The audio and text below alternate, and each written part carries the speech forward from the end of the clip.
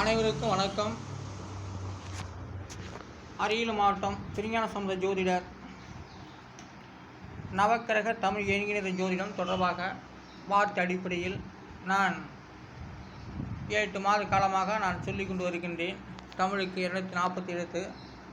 அந்த 240 எழுத்துக்கு உண்டான எண்கிணிதம் தனித்தனி எண்கிணிதம் கொடுக்கப்பட்டு அந்த வார்த்தை அடிப்படையில் சொல்லிக் கொண்டு வருகின்றேன். சாண பலன், ஜாதக பலன் எப்படி எழுதப்பட்டது என்பதெல்லாம் இந்த நான் உருவாக்கப்பட்ட எண்கிணிதம் மூலம் மிக தெளிவாக சொல்லிக் கொண்டு வருகின்றேன். இதை கேட்டுக்கொண்டு இருப்பவர்களுக்கு புரியும். புதிதாக பார்க்கக்கூடியவர்களுக்கு அது ஒரு புரியாமல் போலத்தான் இருக்கும். அவர்களும் பார்த்து கொண்டே வந்தால் ஜாதக பலன் எப்படி எழுதப்பட்டது என்பதெல்லாம் தென்னந்தெளிவாக தெரிந்து கொள்ளலாம். ஜாதகம் என்பது ஒரு 100 வார்த்தைக்குள்ளதான் ஜாதக பலன் எழுதப்பட்டு உள்ளது. மற்ற வார்த்தைக்கெல்லாம் ஜாதக பலன் எழுதப்படவில்லை. இப்போது ஜோதிடர்கள் சொல்லக்கூடியது சில பலன்கள் தெரியாவிட்டால் நமக்கு மேலே ஒரு ஆண்டவன், நமக்கு அப்பாற்பட்ட ஒரு சக்தி இருக்குது என்றெல்லாம் சொல்லுவார்கள். அந்த சக்தி தான் இந்த தமிழ் எண்ணின் ஜோதிடம். இப்படி 12 சாணத்துக்கும் 9 எண்கிணத்துக்குள்ள 9 நம்பருக்குள்ளே அமைத்து தான் தமிழ் ஜாதக பலன் எழுதப்பட்டது. நமக்கு மேலே ஒரு அப்பாற்பட்ட சக்திங்கிறது இதுதான் இந்த தமிழ் எண்ணின் ஜோதிடம் தான். அந்த தமிழ் எண்ணின் ஜோதிடம் எத்தனையோ வார்த்தைகள் கொண்டு ஒவ்வொரு வார்த்தைகளும் ஒவ்வொரு எண்ணுக்கு ஒவ்வொரு எண்ணில் அமைந்து பலன் தரப்பட்டு வருகிறது. அதைத்தான் நான் சென்ற செப்டம்பர் அக்டோபரிலிருந்து நான் சொல்லிக் கொண்டு வருகின்றேன். ஆனால் வார்த்தை அடிப்படையில் இன்று சதுர் என்றால் சாமர்த்தியம் என்று சொல்லப்படுகிறது. சதுர் என்றால் சாமர்த்தியம். அந்த சதுர் என்றால் 4ஐ குறிக்கிறது. அந்த சதுருக்கு 3 எழுத்து 3, 9, 9 எல்லாம் கூட்டாக 21. அதனுடைய விதி என்கிறது 3ஐ குறிக்கிறது. அப்போது அந்த சதுர் என்பது 3ஆம் இடத்து பலனாக வருகிறது. சதுர் என்றால் சாமர்த்தியம். அந்த சதுருக்கு சதுர் அப்படின்னா 4ஐ குறிக்கிறது.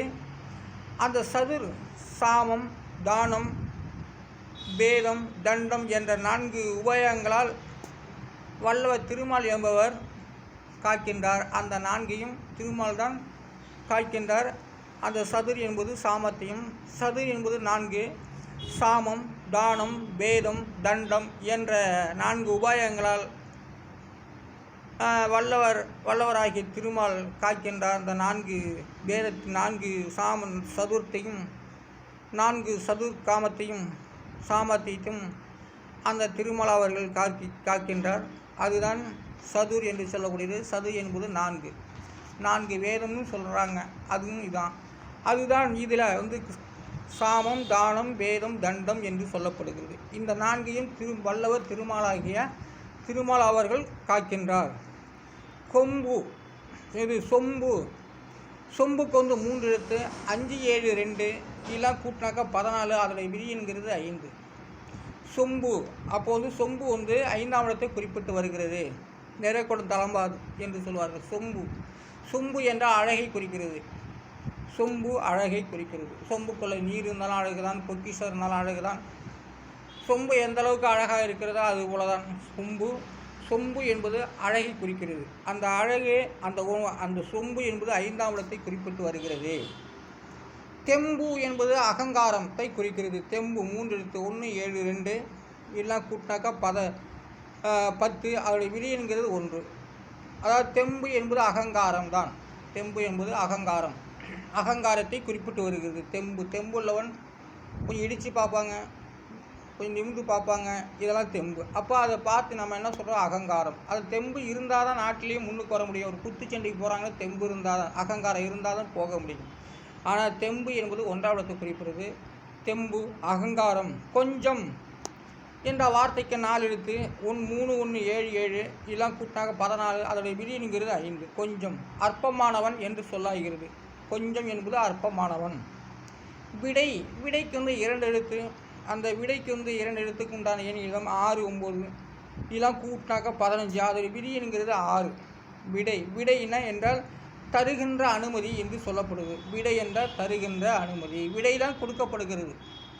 விடை தான் தருகின்ற அனுமதி. விடை சொன்னால்தான் அது அனுமதி பெற முடியும்.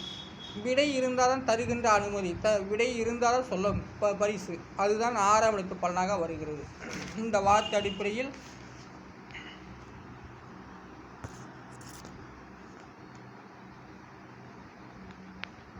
இந்த எண்களிடம் நான் உருவாக்கப்பட்டது நவக்கிரக தமிழ் எண் ஜோதிடம். வார்த்தை அடிப்படையில் நான் உறுதி செய்து 8-9 காலமாக நான் சொல்லிக் கொண்டு வருகின்றேன்.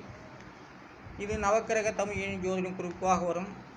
மேலே முருகன், அதுக்கு கீழே நான் ரைட்ஸ் வாங்குறத போட்டிருப்பேன். அவருடைய பாதத்தில் இருக்கும்படி போட்டிருக்கேன். அதனால் நவக்கிரக தமிழ் ஜோதிடம் இது நான் தனிப்பட்ட முறையில் நான் சொல்லுகின்றேன். ஜாதகம் என்பது ஒரு 100 வார்த்தைகள்னு சொல்லியிருக்கேன். அந்த 100 வார்த்தை கூட அதில் இருக்காது. 100 வார்த்தைக்குள்ள பலன் கூட 100 வார்த்தை கூட எழுதியிருக்க மாட்டாங்க. நானே ஒரு உத்தேசமாக சொல்கிறேன், ஜாதக பலன் என்பது 100 வார்த்தைக்குள்ளே எழுதப்பட்டது அப்படின்னு. அந்த அளவுக்கு இல்லை. அது ஒரு 50-60 வார்த்தைக்குள்ளே தான் எழுதியிருக்காங்க. ஆனாலும் அந்த 50-60 வார்த்தைக்குள்ளே அந்த காலத்தில் எப்படி பலன் எழுதுனாங்கிறத நான் சொல்லக்கூடிய எண்ணின் மூலமாக அதை உறுதி செய்யப்படுகிறது. அதனால் இது வார்த்தை அடிப்படையில். வேல் என்றால் மன்மதனை குறிக்கிறது. வேல் மன்மதன்.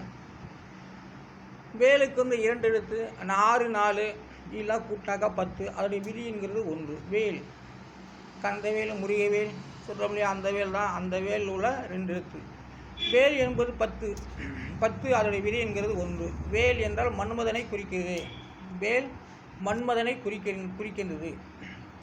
காய் என்றால் யோகம் என்ற பொருள் ஆகிறது.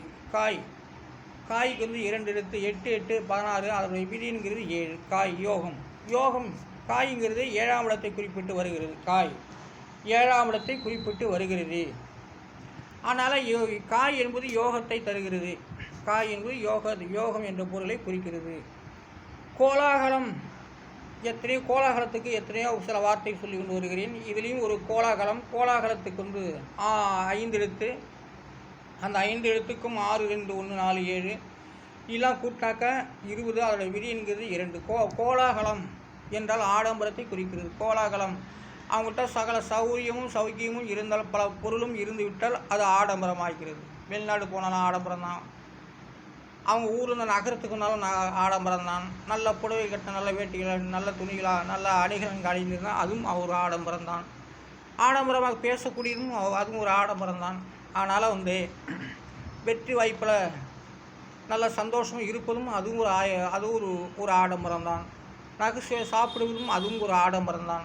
காரில் செல்வது, விமானத்தில் செல்வது, பிளேட்டில் செல்வது அதுவும் ஒரு ஆடம்பரம் தான். அப்போது கோலாகலம் என்பது ஆடம்பரத்தை குறிக்கிறது. அந்த கோலாகலம் 2ஆம் இடத்து பலனாக வருகிறது. சீரலுக்கு 3 எழுத்து. சீரல் என்ற கோபத்தை குறிக்கிறது. 2 8 1 11 அது விதி என்கிறது 2. சீரல் என்ற கோபத்தை குறிக்கிறது. சீரல் 2ஆம் இடத்தையே குறிக்கிறது. சில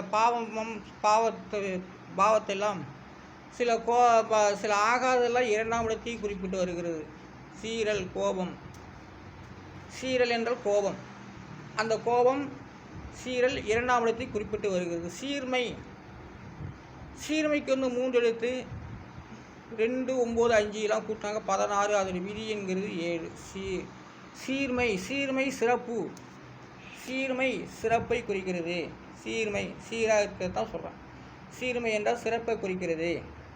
அது சீர்மை 7ஆம் இடத்து பலனாக வருகிறது. நீதிக்கு 2 எழுத்து. 7 8 எல்லாம் கூட்டாக 15. அதோட விதி என்கிறது 6. நீதி வழுவார் நெறிமுறையில் வேதினியில் பட்டாங்கி உள்ளபடி என்று சொல்லப்படுகிறது.